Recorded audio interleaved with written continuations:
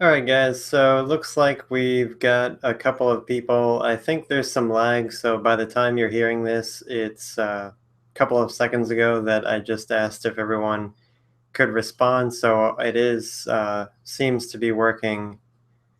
I do apologize if anyone was here exactly at 4 o'clock. I had a lot of problems, and hopefully they don't persist much longer. I probably should have spent more time making sure I knew how to set everything up. I did a brief test a while ago, and it seemed to work okay, but I don't know if it's my internet connection or something, but it's like really bad. And I do apologize. I can see some of you guys now in the deal here saying in the comments complaining about the lag, and I do apologize. So I will wait for your guys' questions to come in, and it's your guys' show. I'll talk about whatever you guys want to talk about.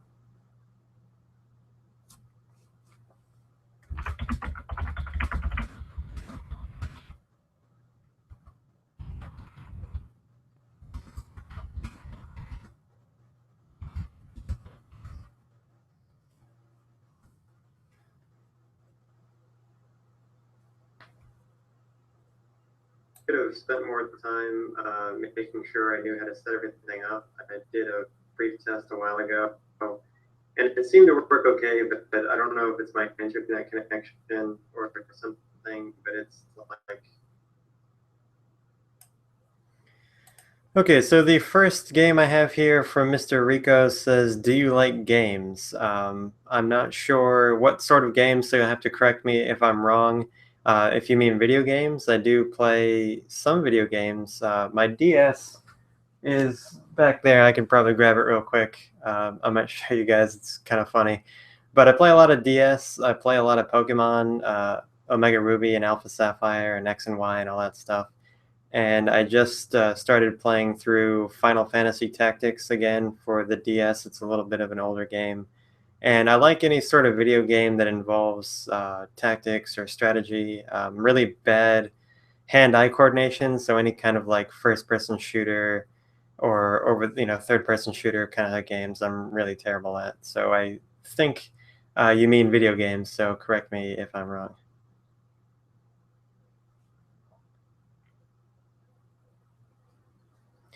So the next comment I have here is from Noel Martinez. Your videos on your writing process are really cool. First of all, thank you very much for that. Um, I kind of started doing these videos just to see if I could find anyone that would find them interesting. Not to be self-aggrandizing, but I think that my videos are pretty educational. I think that I have a different way of thinking about things than most people. That's both a good and a bad thing. And I've always kind of seen the world, I think, in a different way. And I found that out the hard way um, through, growing up. I was always alone and kind of had very few friends, a lot of times by choice, because it was just really hard for me to get along with people because I just saw things differently. And there were a lot of awkward moments where, oh, there's Nick again going on about how this subject in school relates to medieval times or ancient Rome, or this religion was inspired by this previous religion and things like that. So I still struggle with that, and I just wanted to find an outlet for all of that like useless knowledge that I had. So I wanted to start making these videos and sharing some of the ways that I do things myself. And then also the greatest reward for me is hearing back from the way that other people do things. And that's really how I like to learn, by sharing that with other people.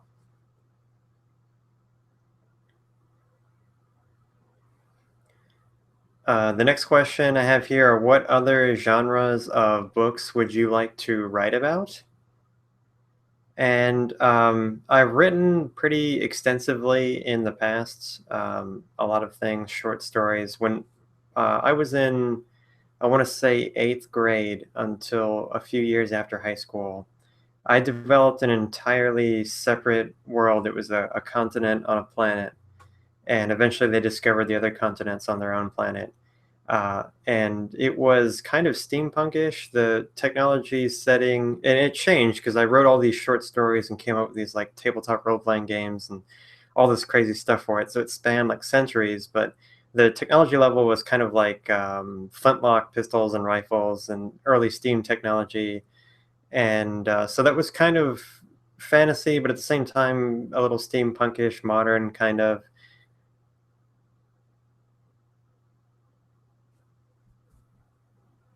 And sorry, I'm just seeing that my webcam is freaking out a little bit. Let me see if I can change that.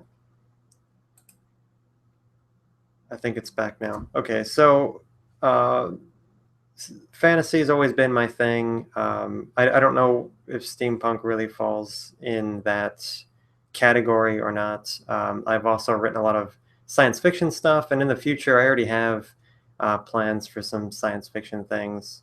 But I really don't like some of the other genres. I think fantasy is my main thing, branching out into science fiction. And I always read science fiction more. So I read more science fiction than I do fantasy, but I like to write fantasy more. I like the strictures of less technology. It makes the what the characters do and what they say and how they act more important than what gadgets they have. It's a different way of telling a story. So I enjoy writing fantasy more for that reason.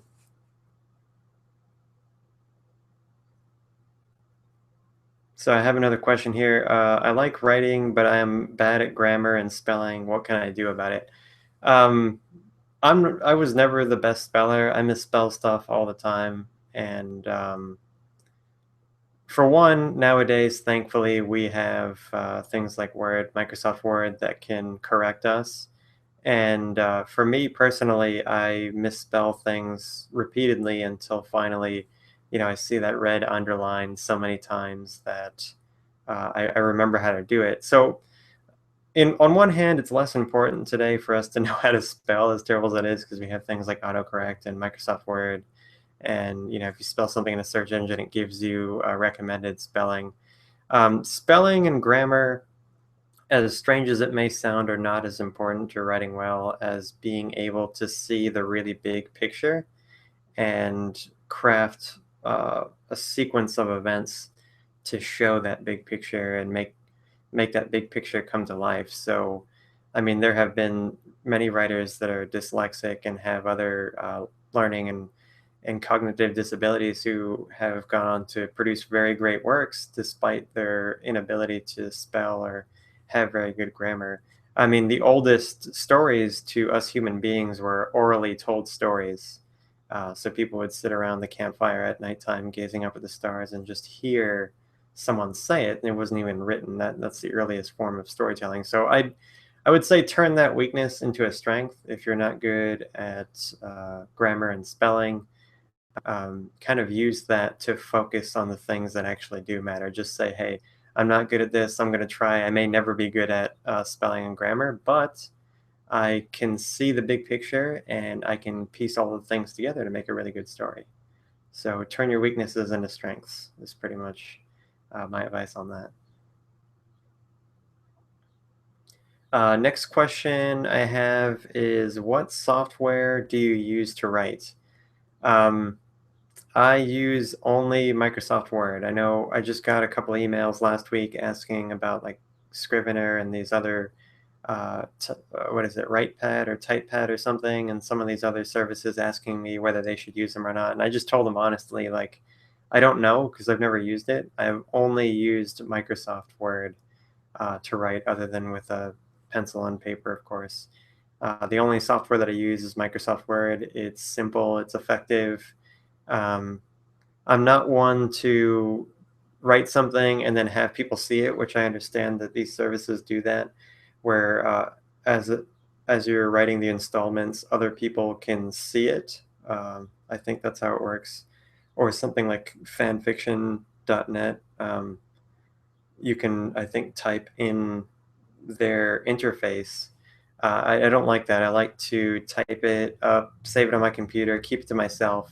I print off tons and tons and tons of sheets. I have a filing cabinet back over here that is filled with I don't know if you guys have seen the pictures on the website. Maybe I'll have to dig those up. But of all the typed manuscripts for the first Grauwelt book, I did like 23 or 24 iterations and typed out the entire thing on paper. All of that was done with Microsoft Word. And then I let the words fly with Microsoft Word, and then I print it out, and then I do the really deep thinking and correcting on paper with a pen, a red pen, and then I go back in, and my editors and I change it that way. So I only use Microsoft Word, and I only use pen and paper pretty much.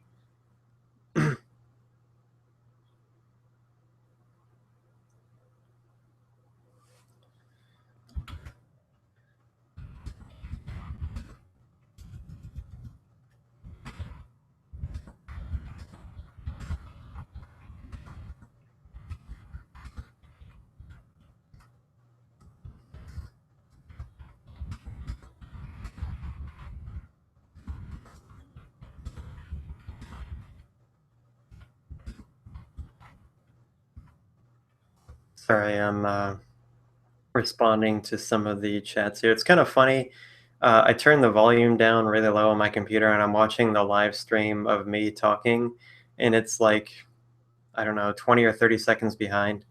So like while I'm saying this, I'll see and hear me saying this in like 20 or 30 seconds later. It might be longer than that. It's just kind of funny. I'm waiting for more of your guys' questions coming in.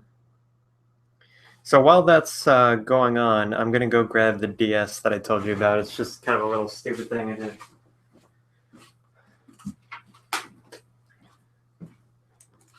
So this is my Pokemon thing right here. I got the troll face going on here. This 3DS I bought like 3 years ago or so, and the day that I got it, I also got this. I love Nerf. I have some Nerf guns over here, but I got this Nerf case, and I just printed off this troll face thing and stuck it on. It's been there for 3 years now. It's gonna be 3 years this fall, and like that's how I like to play Pokemon. I do all the hacks, and I just kind of troll the game. So it's kind of stupid, but.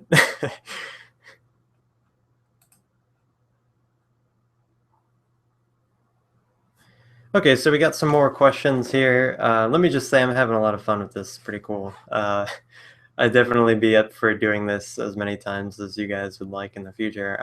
The next question I have here is, what do you do for inspiration during writer's block? Writer's block, I get that a lot. Everyone gets that a lot, I would say. One of my favorite things to do when I get writer's block, if I just don't, usually for me, it's not like what's going to happen next, but where the story can go. So like I'm overwhelmed with the number of choices that I could possibly take. There was one point, if you guys have read the first Grauwelt book, there's one point, there was a conversation near the beginning of the book. I had written, I was well into like the 18th iteration, the 18th editing or manuscript read through, whatever you want to call it. And there was one conversation near the beginning. It was only in the 4th chapter with Ilnel and his sons. And I got writer's block, not again because I didn't know what to write. I just didn't know what route to take. I had like 6 different things that I had thought up that needed to be said. And each of them in subtle ways could change the way that the story would have unfolded. And so when I get writer's block, this is what I do. I took those ideas in my head, and then I went for a walk, and I didn't come back for like 3.5 hours. So I walked, I don't know, is that 12 or 15 miles, just way out in the woods, and then came back. And by the time that I got back, I stopped thinking about it, and then the next day got up, wrote, and it just came out naturally. So when I get writer's block, I find that some kind of physical exertion or mental exertion, work out, go for a run, I walk a lot, play like a really challenging game, especially like a game like a board game with someone else, and kind of just take yourself and put yourself in a totally different situation, and almost not think about it in a way, and then wait a while, and then it hits you. I always wait like a day, and then I wake up and I don't even think about it. It just comes to me.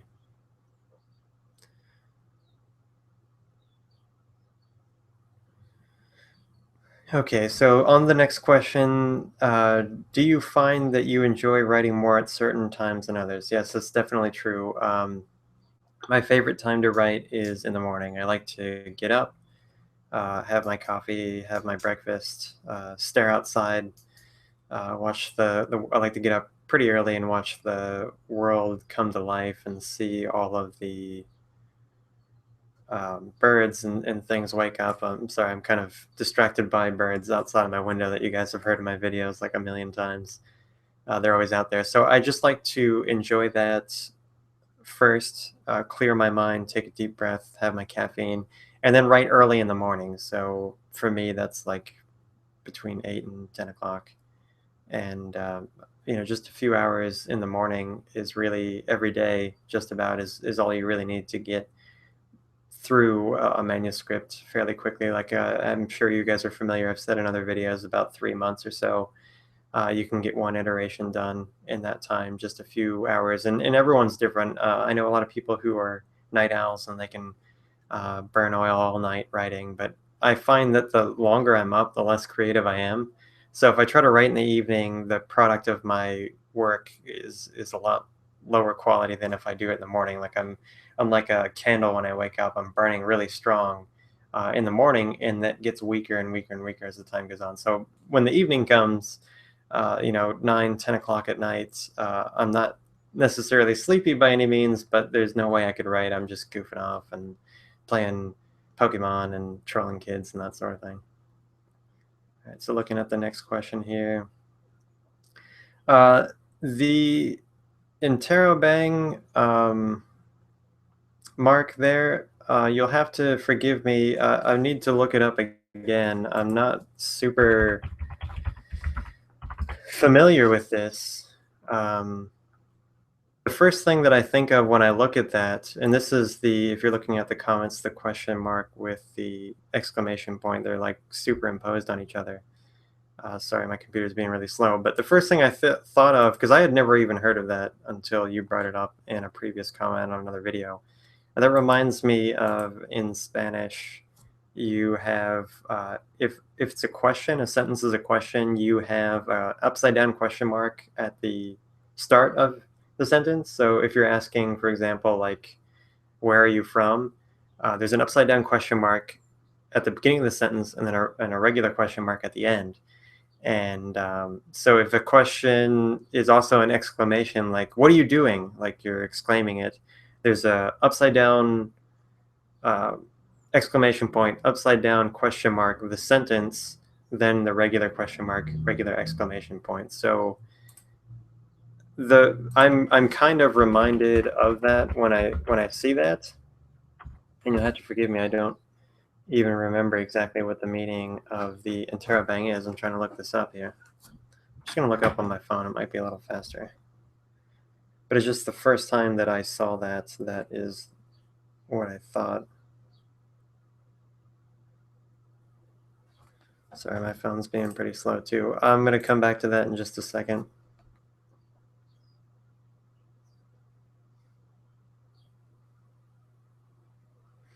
Next question is, I find writing backwards easily. You modify everything to match the ending you want, not the opposite. That is very true. When you're writing something, even if it's like an essay for school, you should always start with the end result. So for like the Grauwelt series, which right now I anticipate being 6 novels long, I know exactly how it's going to end. I know what the final confrontations are going to be. I know what the reversals and betrayals and backstabbings and all the ins and outs of how I want the culmination, the sort of peak to rise to. I know I can see it in my mind's eye right now. And then the hard part is getting from where you are now to where you want to be. And so you're absolutely right. In a way, writing backwards is easy. You still have to put one foot in front of the other and just keep that object in mind. So, like when I'm writing something, like let's say it's just going to be one novel, I think of the end. I see it like way in the distance, and then I just think like, what steps do I need to take one day at a time to finally get there? And a lot of times when you're writing something, I find that you never quite end up where you think that you were going to be. It's never the exact same place that you set off for. It's oftentimes like way off to either side. So I don't really get caught up in structure too much. I do outline things. I do try to stick close to the ending that I want to get, but I know as soon as I step outside the door, as soon as I take that first step, I'm going to end up in a totally different place than what I expected. So let me.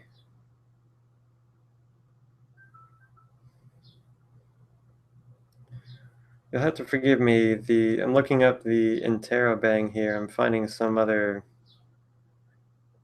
weird website. I don't think that that's what you had in mind. You're going to have to enlighten me, Mr. Rich, as to what this is exactly, because I'm sheltered in the ways of the world. I don't really know. Oh wait, I think I just found the Wikipedia article. Here we go.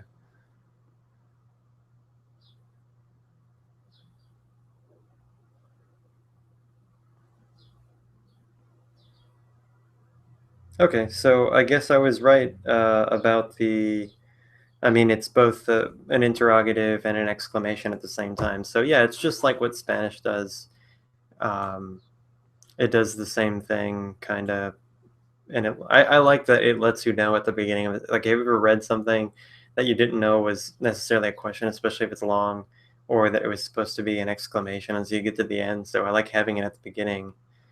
So what if we took the interrobang and did one upside down too at the beginning of a sentence? That would be pretty cool. So I would definitely be down for that. I might just start using it right now, as a matter of fact. I'll have to look up the alt code. I use a lot of alt codes. I don't have a foreign keyboard, so I press like alt and then a combination of numbers. I know a lot of them for all the different breve and accent marks and umlauts and all that stuff. They all have a different series of codes. Okay, so moving on to the, hold on, let me say that. Let me ask a question here real quick about this question before I answer it.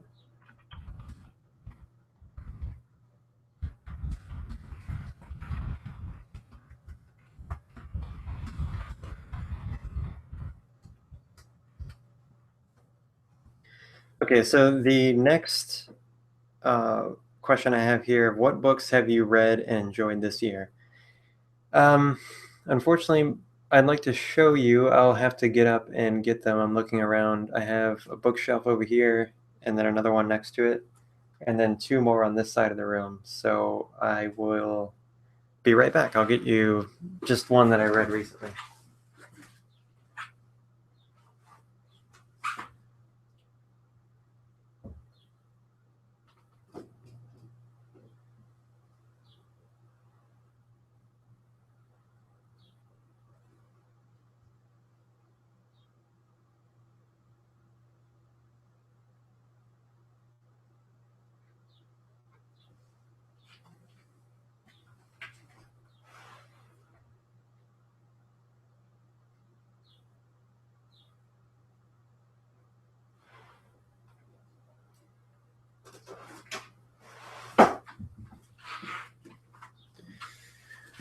Okay, I'm back to answer that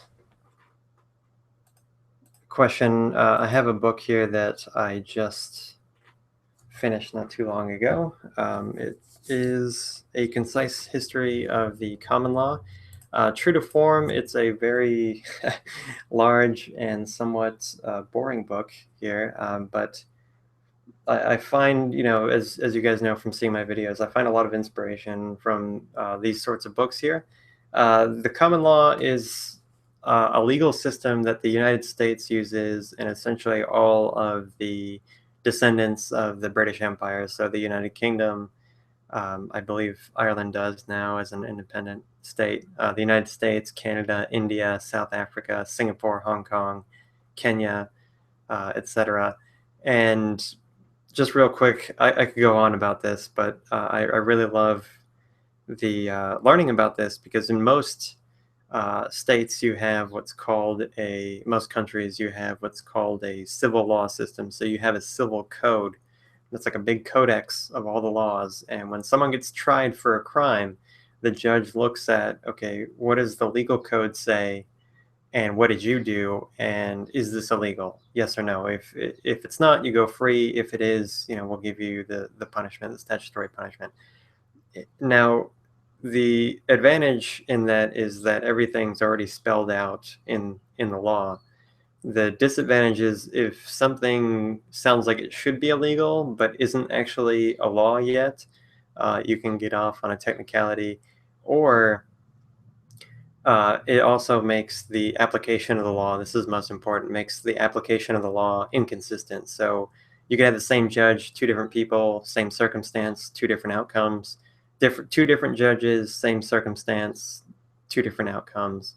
What common law does, or case law, is it looks at what the previous cases said about that same subject. So the example I like to use, like if you spit on someone out of anger, is that assault or not?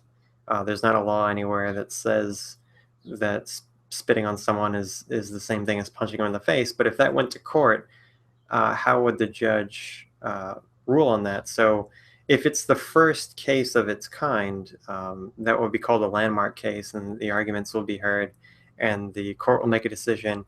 And every other court within that jurisdiction that uh, rules on that same kind of spitting case will look back on the first one and say, this was the tradition, this is the precedent, and everyone going forward knows that that is assault. And so it kind of embeds this legal tradition over time. So this book kind of chronicled the history of the evolution of the common law, why it happened in England, and what are the ramifications for us today. So this is definitely something that I'll be using in future writing. Okay, so I got a clarification on a question here is, could you write a book together? And I asked for a little bit of elaboration on that. And it says, yes, but not you, but in general. So I'm going to take that. I'm sorry if I get this wrong, Rico, but take that as meaning, is it possible to do like a collaborative book? There are many collaborative books. Let me answer. I know this isn't part of your question, as you said, whether I would do one, and the answer is no. I don't think that I could, because I would be too controlling, I think, and if I didn't get my way, because it wouldn't be my work. It's like two painters working on something, and they disagree about it. So you do your painting, I'll do my painting, and then we'll compare. But I'm a really big fan of the Dune novels. The recent Dune novels, after the original author, Frank Herbert, died, it's his son and Kevin J. Anderson, who did a lot of Star Wars books that I like. They wrote like all of the new Dune novels together, and they're pretty awesome. So yes, it can be done. And I think you have to be close, but not too close. Like if you're too familiar with that person, too much of a friend, you'll let your friendship get in the way of the business of writing books. So, I mean, I don't know about how they relate to each other personally. I've never met either one of them. I'd love to, but I would imagine that they work very closely together, but they're not the best of friends. So it's kind of a precarious balance uh, to do that.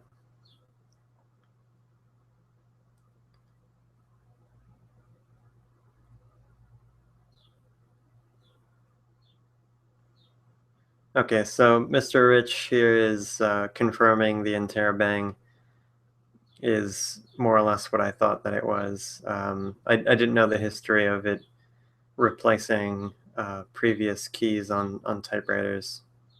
I should probably know that. And I do agree the interrobang sounds pretty sweet. So I'll wait for another question here.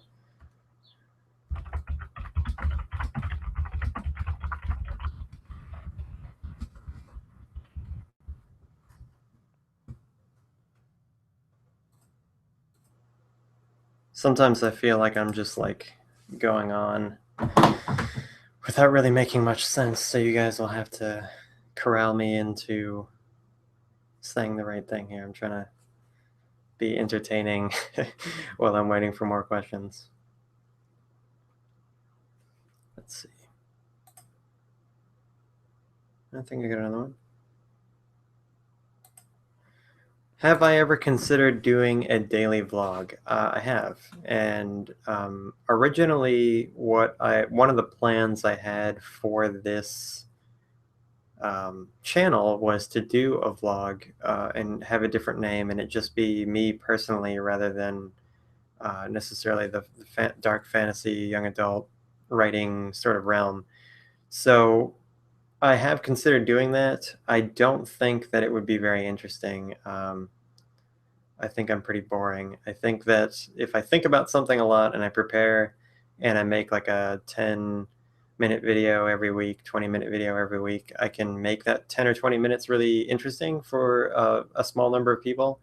But I don't know that if I did like a video every day about what I'm doing that day, that it would be very interesting. If you guys have noticed, I stopped doing the Grauwelt videos because I wasn't really feeling it. The whole point of a vlog is to be really personal with things, and it's not necessarily that I'm not open to sharing personal things. I just don't know that it would be very entertaining, and I got just kind of tired of doing that. So you guys will have to tell me if you think reviving the Growl vlog or doing maybe another channel or another video series on this channel that's kind of a vlog, more personal, what's Vic doing today sort of thing. You guys will have to let me know if that's something you'd be interested in, because the way that I see it, I just don't think it would be very entertaining to watch. I'm not a very entertaining person, so I have considered it. Not sure if I would do it.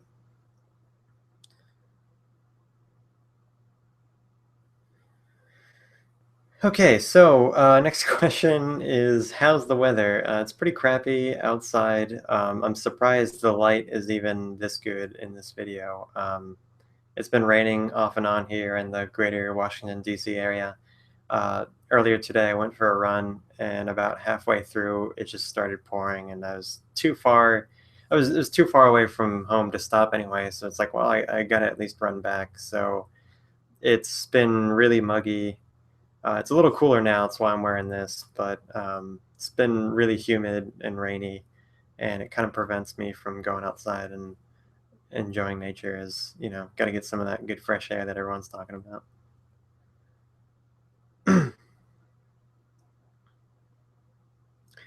Alrighty, so what other YouTubers do you watch? I watch a lot of YouTube, I would say. Professionally, I like a lot of booktubers. There are a number of booktubers that we are coordinating like giveaways and reviews and things with.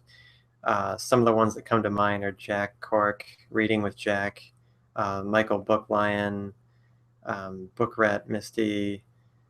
I like Benjamin of Tones. There are a lot of them that I watch. And there are a couple other writers I won't mention by name. I don't know that they want me talking about. Writers are really particular about talking about their work. So maybe I'll have to do like a video collaboration with some of them. But on the fun side, I watch a lot of Pokemon videos. Hayden is my favorite. I like Hayden. I like Pimp Night. Shofu is okay.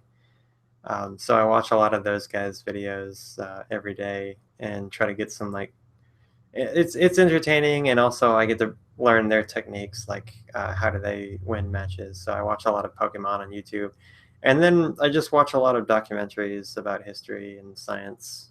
Um, the occasional cat video, whatever tends to come up my feed, but mostly I'm watching like booktubers, book reviewers. I want to see what they're interested in.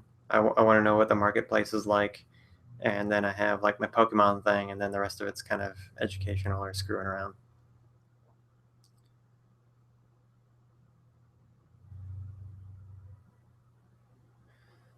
Rico says that 41 degrees, I'm guessing Celsius, or 106 Fahrenheit isn't nice either. Rico, let me ask you, where are you, man? That's like super hot. I used to live in Dallas, Texas, in the south of the United States, and it was like over 100 every day in the summer, and I hated it. I had to get out of there.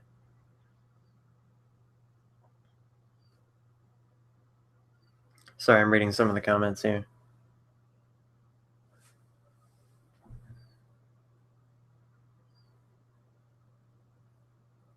Everyone's talking about how hot it is. Like, I'm guessing we're all in the northern hemisphere. Summertime kind of sucks.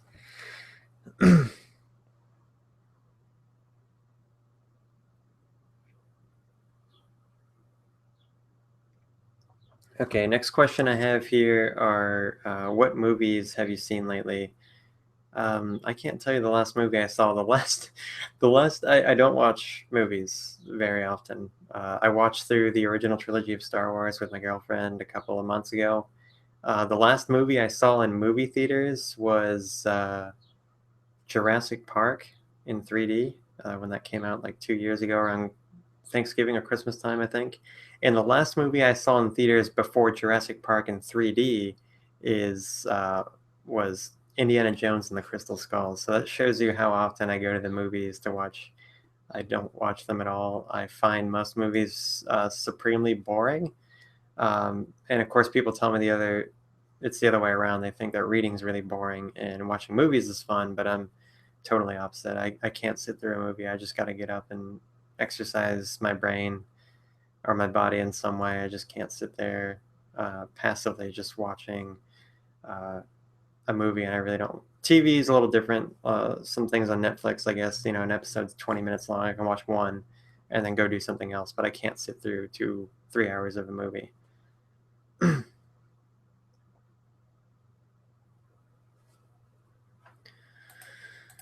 All right, so waiting for some more questions here. It looks like there's some lag, so I apologize about that. Let me see if I can get a couple more questions going here.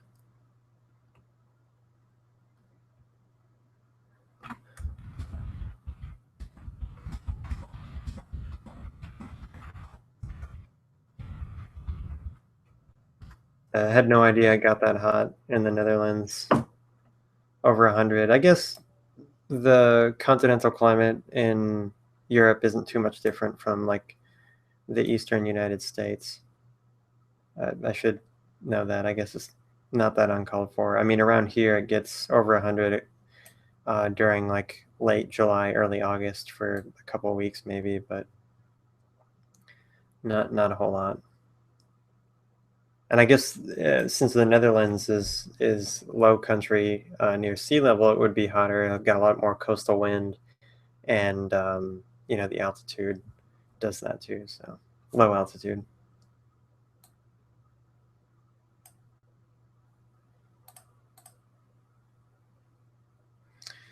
Well, let's see what else we got going on here. Sorry, I've got like all these tabs open and comments going, and trying to keep this thing going.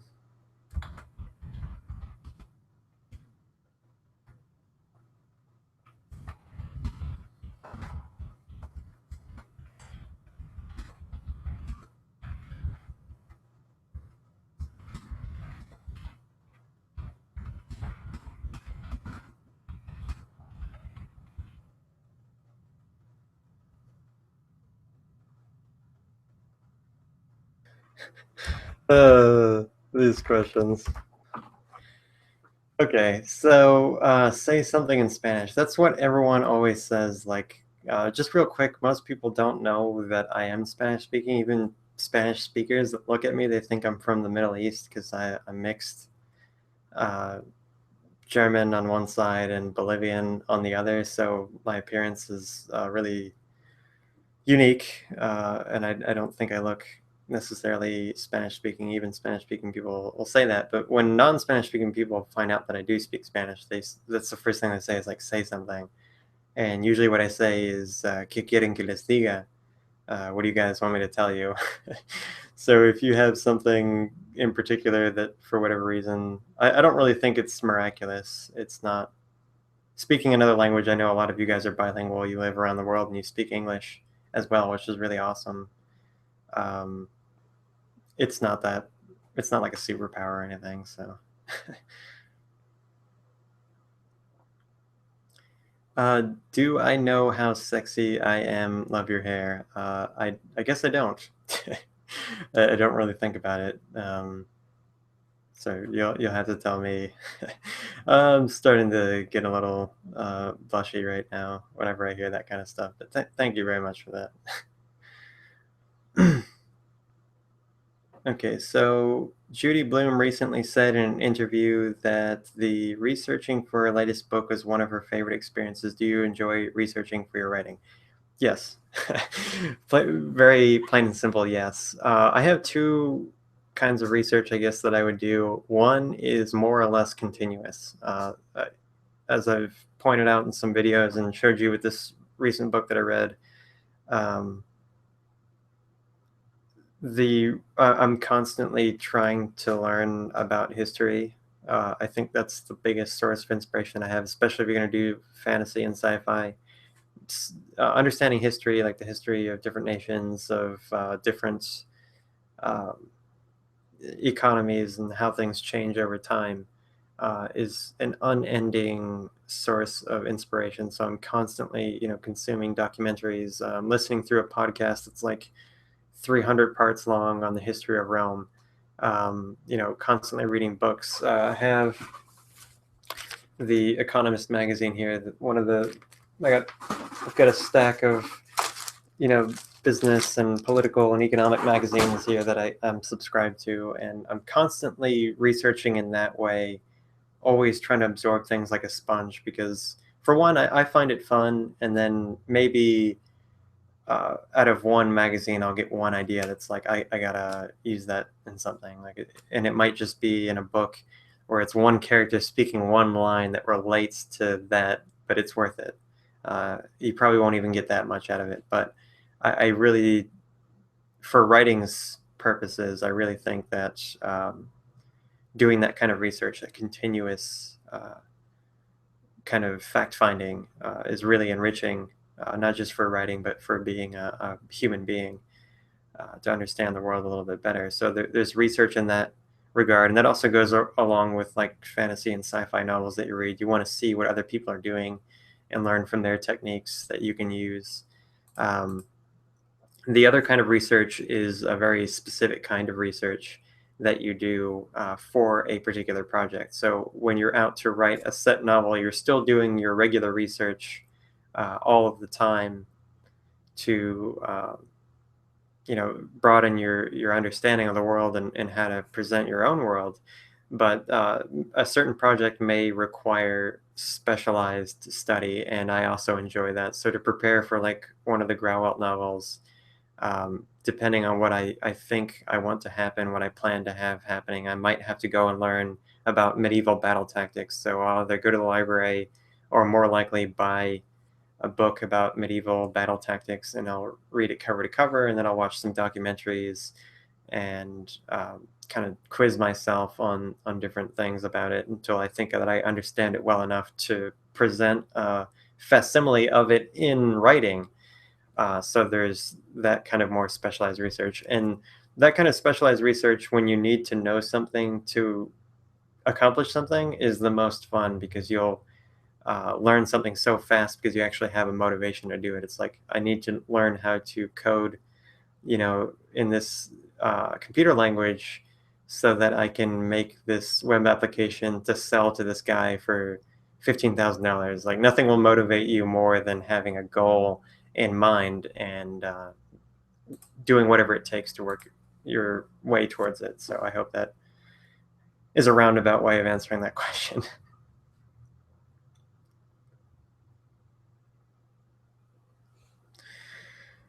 Let's see.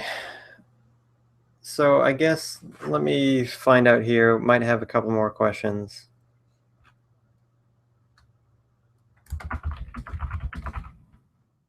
Sorry.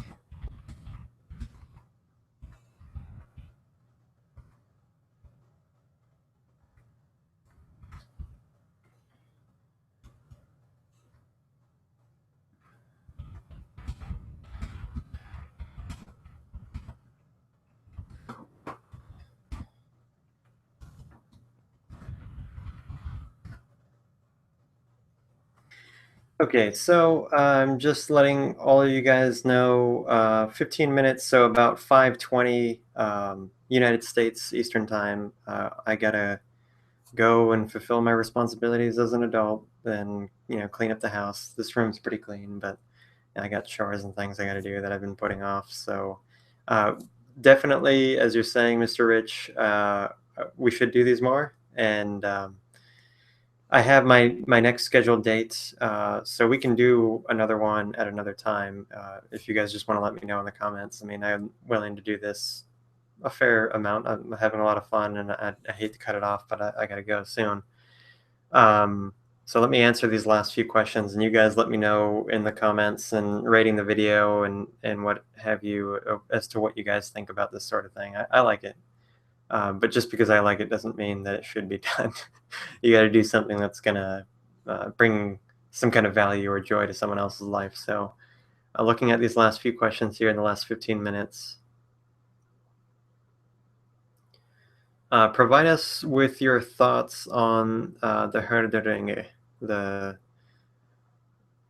the German translation of Lord of the Rings. My aunt gave me one, and she has one. I don't know where it is, in storage in the attic, probably. Um, my German is really bad. It's gotten worse. She taught me quite a bit when I was in high school, and that's what she gave me to practice with. And it's really obtuse. I consider myself pretty proficient in reading the English version of Lord of the Rings, which on purpose uses a really archaic sort of English. I had a lot more difficulty reading it in Spanish, but got through it. And I had my dictionary next to me the whole time, and I was looking up every 5 pages or so. I probably had to look up a word. Um, the German translation of Lord of the Rings might as well be the Japanese version or the Chinese version of Lord of the Rings, where I understand essentially zero. Cognates and certain phrases that I'd be able to pick up, but it's especially now if I tried to do it, I've lost essentially all the German that I knew, except for understanding some words, especially in print, seeing them, recognizing them. But it would be really difficult for me to get anything out of that. Looking at these last key.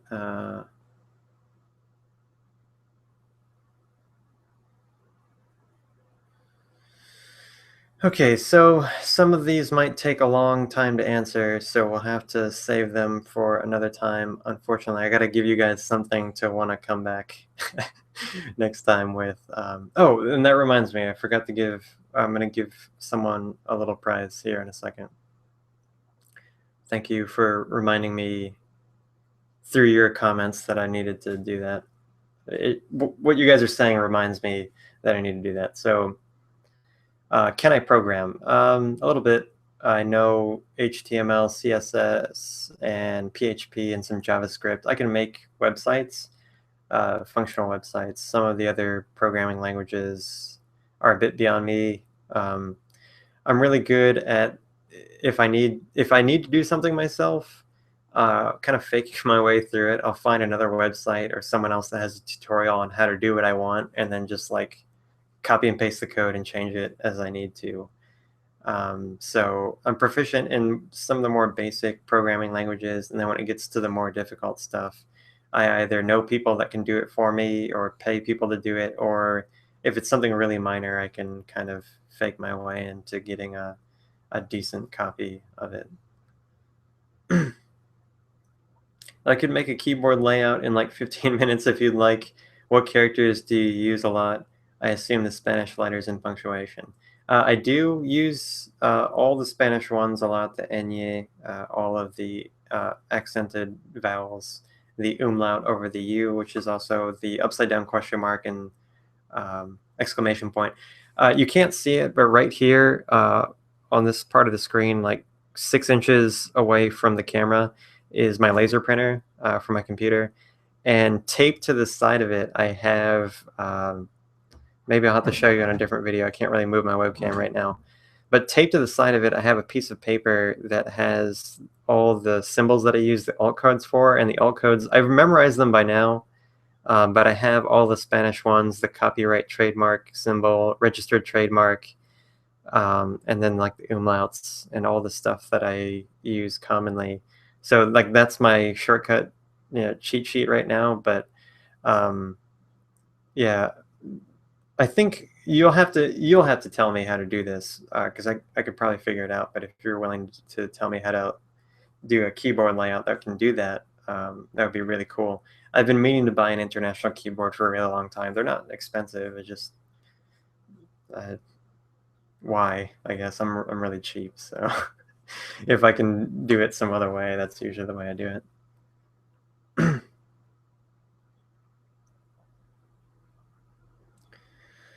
Okay, so we got like 8 minutes. So how old are you, and how did you get your book published? Well, I am, believe it or not, I'm told that I don't look this, but I'm 27 years old, and I'm going to be 28 this fall. And I feel like I'm much older than that, and like I always been felt older, like liked hanging around older people and doing things that older people like doing. Like when I was in high school, I liked to invest my money in the stock market. I wanted to know how to do that, so I talked to older people about how to do that and read older person's publications, I guess, to learn how to do that sort of thing. So I like now that I'm 27, I feel like I'm 40 or 45, I guess, kind of. And those are the people that I want to hang out with. Like people old enough to be my parents. So it's kind of weird. How I got the book published, that I'm gonna have to save that, Matt, for another time, because that's an adventure in and of itself. It could take like hours. So now I'm starting. Now that I'm saying I'm gonna go, I'm starting to get people, like the questions are starting to come. So you have to forgive me, but I will remember that one. Maybe you can do a flash game or something next time. Um, you mean like flash player, like that kind of flash game? You have to tell me how you want that done exactly. I'm not sure. I mean, like with programming, yeah, I guess I could do that with JavaScript, but it'll take a while. Do you read comics? There's a lot of really interesting independent comics out there you should read if you haven't. Saga being one. Man, that comic's amazing. I do not read comics. I used to read Star Wars comics a lot. I also, actually, hold on. I'm getting rid of these, but I have my whole Yu-Gi-Oh manga collection here. So yeah, I used to read those. I'm giving those to a friend who will appreciate them a lot more than I do now. He is still obsessed with Yu-Gi-Oh, so I want him to have. He doesn't have any of them, so I'm going to give him my whole. I have like all of them that were printed in English. So I don't. But if you can give me some really cool recommendations, I will seriously read them, because comics is something that's like this huge universe that I just barely dipped my toe in when I was younger. And it's so huge, I think I'm kind of intimidated as to what to try first. So if you do have any recommendations, that'd be pretty sweet. I would really appreciate that.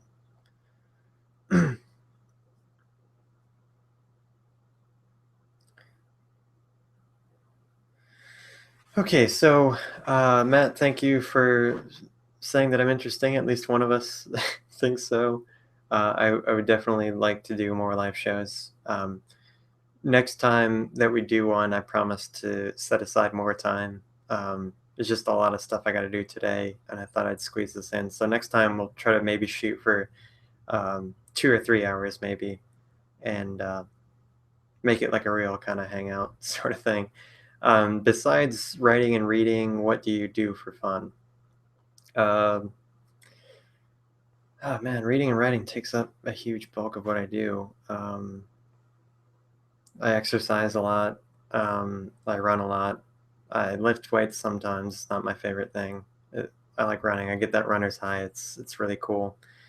And other than that, I like to play D&D and other like Star Wars tabletop role playing game. I've been thinking about getting into Magic. I used to be really big into the tabletop gaming scene, and I wasn't like super good, but I enjoyed it. So I have friends that play HeroClix. I go to the hobby stores around here and uh, play with other people's pieces, the different games, that sort of thing, I guess, other than reading and writing. But reading and writing takes up a huge amount of my time, uh, not doing essential things, I guess. And exercise, Pokemon, Dungeons and Dragons, I guess that's what I do a lot for fun.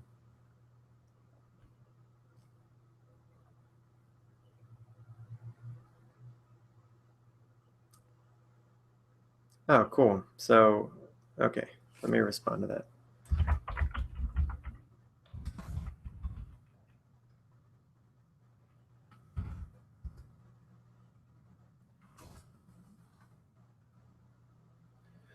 Mr. Rich says that I should make my own Grauwelt comics. I can draw somewhat. I don't know if I have some sketchbooks. Let me look real quick, sorry. I have no idea where they are, but I'll have to show you guys next time. If you can remind me, I have some sketchbooks where I made illustrations of Grauwelt characters, and I can draw pretty well, I think, but I don't think I could do a comic. I'm really rusty, and but I do know some people that could. Maybe that will have to be in the works. I'll have to see. Let's see. Oh, also, I forgot the next part of Matt's question. Are you going to see the new Terminator? No. I have no interest in seeing that. If you're going to watch it, let me know how it is, and I might think about it, but that's not really my thing.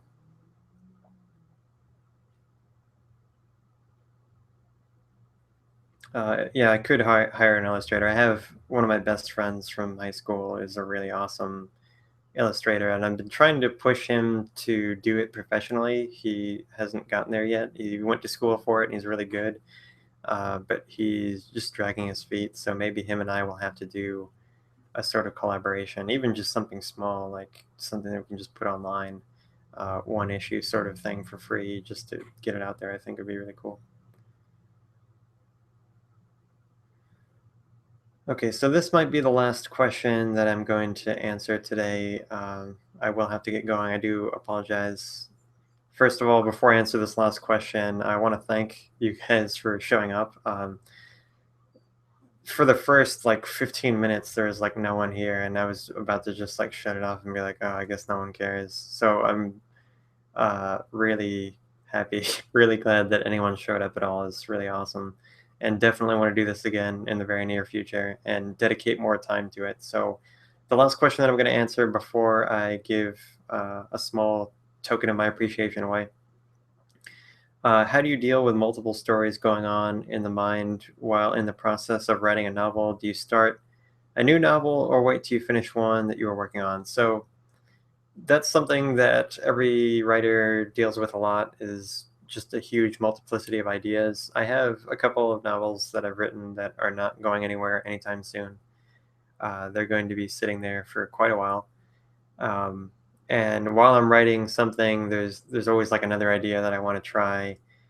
It's not for me personally. It's not a big deal to do that because I'm a really meticulous note taker. I will forget things if I don't write them down. So I have a lot of notebooks. You know, like there's a Grauwelt notebook, and then there's this other series that I want to do one day, and I write down my ideas in there. And maybe I'll just write like a couple of sample chapters or something, and I'll stick it in that notebook. But it doesn't. I don't get confused. But I don't really get confused. And a lot of times, like I'll work on something for one thing, and it ends up working better in another. So as long as you branch out and you keep things organized, you never really get lost with that. So me personally, I don't have a problem with doing that. I guess my trick is just to write things down and keep it organized. Otherwise, I guess it would be a headache. I just never let it go that far. I should force my friend to comply with my demands to make a Grauwelt comic. It would be super cool. And maybe I can get some example works to show you guys of his. Has a pretty dark, kind of gritty style that I think would work, and I can make it even more evil.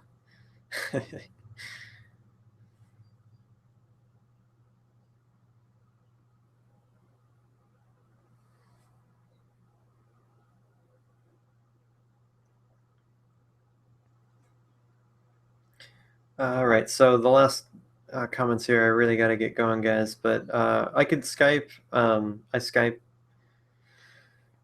I like this doing it on YouTube so that it gets syndicated. It gets put on YouTube. But maybe Skype would be okay. I Skype with some people. I have a Skype account. Um, yeah, there wouldn't be any delay on Skype, I guess. But uh, as long as I can find a way to record the Skype session and then put it on YouTube, because I want to do that double duty. I'm not a one and done kind of dude. I want to do something once and then save it for posterity's sake, at least to advertise to other people to come to the next one. So if you know of a way, Rico, of recording, I'm sure there is. I just haven't looked into it. I never even thought about it, of recording your Skype session and then uploading it as a video. I would do that, and there would be no lag, and that would be pretty sweet. So, thank you guys for coming. Thank you for watching. Thanks for putting up with me for, this hour and 20 minutes or whatever it's been. It's been a lot of fun. I believe the next date, let me check, I set aside was, what day was that? The 23rd, July 23rd at 4 o'clock. So same time, July 23rd. Would love for you guys to show up. If you want another date, uh, let's wait until then. I know that's a long time away, but share share this with your friends. Share this video. Share the date. July 23rd, 2015. Same time, 4 p.m. Eastern Time, United States. I hope all you guys come back, and we'll do another one of these. Next time we'll do it from at least 4 to 6, so 2 hours, and maybe 3 if.